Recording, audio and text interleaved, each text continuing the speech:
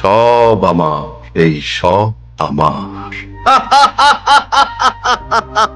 উকিল সাহেব, আমার সমস্ত স্থাবর অস্থাবর সম্পত্তির পাওয়ার অফ অ্যাটর্নির পেপারস আপনি জাকিরের নামে তৈরি করুন। ওকে স্যার, এসব কথা এখন থাক না, কিছু হবে না বন্ধু, তুই সুস্থ হয়ে যাবি।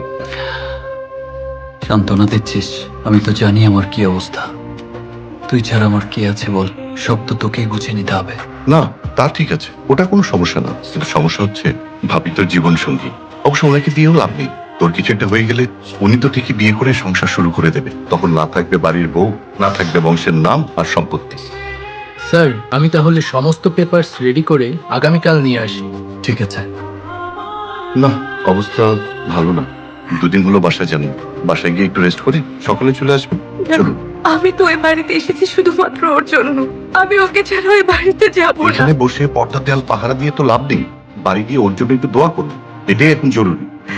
চলো মা, আল্লাহ তো আছেন, আমাদের এখন একমাত্র সেই ভরসা। আসো মা, আসো। আসুন আসুন। আমার সারা জীবনের সমস্ত অর্জন, সমস্ত সম্পদ আমি তোর হাতে তুলে দিলাম। কেন করলি এসব? কেন বন্ধু?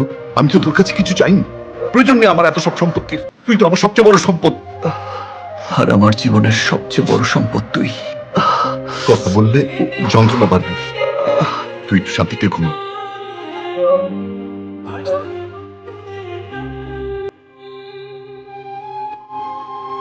তুই এখানে? তোর সঙ্গে মিটিং আছে। সরি বন্ধু, আজ কোনো মিটিং ফিটিং হবে না। আজ আমি প্রচন্ড টায়ার্ড, অনেক বছরের শ্রম আর সাধনার ধন আমার হাতের মুঠোয়, আজ একটু রেস্ট নেওয়ার প্রয়োজন। তুই জানিস, বছরের পর বছর আমি তোর পেছনে লেগেছি ছায়ার মতো, তোর স্থাবর অস্থাবর সব সম্পত্তি আমার নামে করে নেওয়ার জন্য।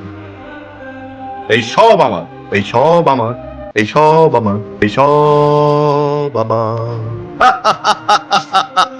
আমি সফল, কিন্তু সেটা কোনো সমস্যা না। সমস্যা হইলো তোকে এখন বাইরে যেতে হবে, জাস্ট গেটের বাইরে।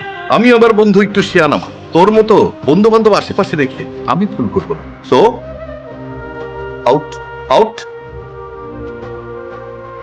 সম্পত্তি বুঝে নিয়েছিস, কিন্তু কাগজপত্র ঠিকঠাক আছে কিনা একবার চেক করে দেখ।